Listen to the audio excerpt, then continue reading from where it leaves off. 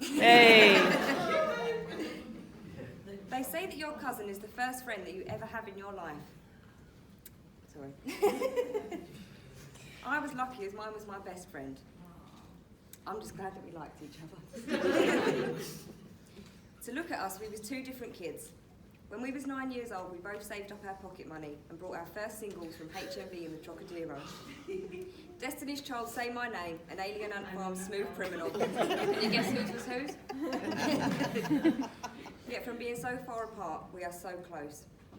So let me begin. We was together every weekend, whether at Nan's house or at each other's. We had a sleepover every weekend. Well, what else do you do with your friend? But these sleepovers were the real deal. They took a week's worth of preparation. Each sleepover we would have, we would make and send each other an invitation.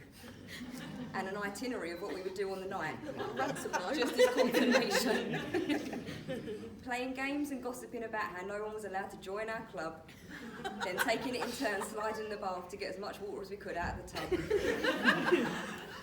As little nippers, we wore matching clothes, pyjamas and slippers. The more matching we could get, the better. We even renamed ourselves Emma and Gemma. Wait! We had the best childhood growing up. Beanos to Walton on the nays, roll on glitter, butterfly hair clips and Beyblades. Girl talk mags, super noodles for tea, bubble rucksacks and JT on repeat. We would have discos in our rooms with our plug-in disco balls. Dancing the night away, we had all the moves sussed, and of course our mums not far behind us. They would be there too, all four of us doing the moves in preparation for our next family do. Screaming the lyrics to Spice Girls Wannabe, that's right, the apple doesn't fall far from the tree. Hey! Nan would take us on trips up London. Those days I will never forget. Chelsea didn't get off the bus quick enough one time, and on the bus she was left. Shopping bags were thrown and forgot, as Nan legged it beside the bus screaming, "I'll meet you at the next stop." We would play in Nan's garden until our heart's content, throwing shaving foam over next door pretending it was burglary. Nan's garden in the summer was the best. I lived for those days. Soaking up the sun in the pool, catching them rays. Football on the radio, burgers on the Barbie. Daryl in his underpants doing impressions of Brew Lee.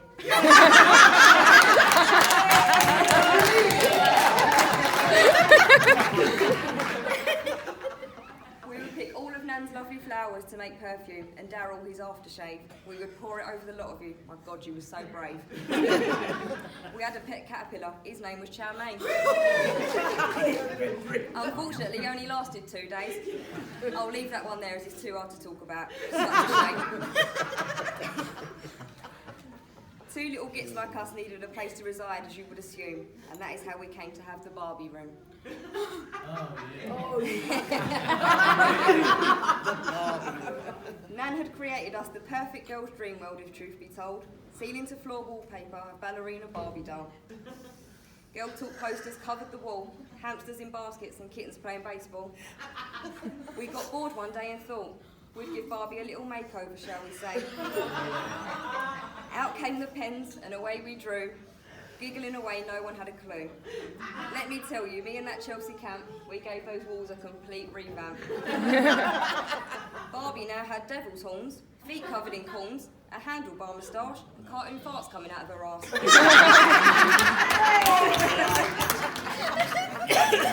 Extra long hair coming out of her pits, and a fluffball of hair to cover her bits. Weeks went by and nothing was said. Then would come the phone call that we both would dread. Well, we're in trouble now. That's it, we're screwed. We both plastered blame. It was me.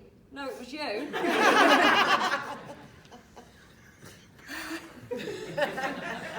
Uncle Jamie would watch us sometimes while Auntie Nick worked nights. This consisted of chip butties for tea, followed by wrestling fights.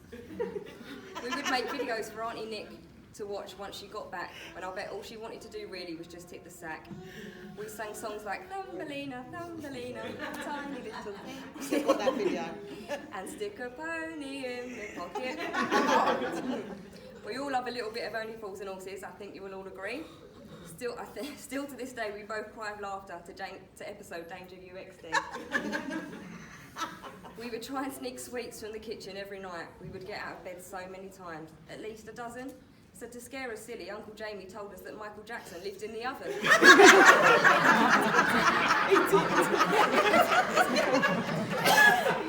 at him laughing, he thinks it's funny. He scarred us for life, we won't get back out of bed for love nor money.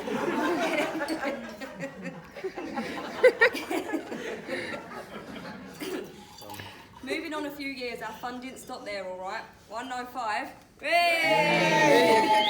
Epping High Road is where we spent our Friday nights. VIP table sorted, champagne on tap, dancing on the podiums, we're having some of that. As you can imagine, the hangovers were pretty raw. I have so many stories, I wish I could tell you more. Our fun and laughter will never reach a dead end because Chels were best friends. So you can imagine, Chels will like this one, the older cousin, instincts setting in when I hear Chelsea has a new boyfriend. Chelsea's new fella is coming round. I anticipated about the night. In walks Liam with a nod of the head and a, all right.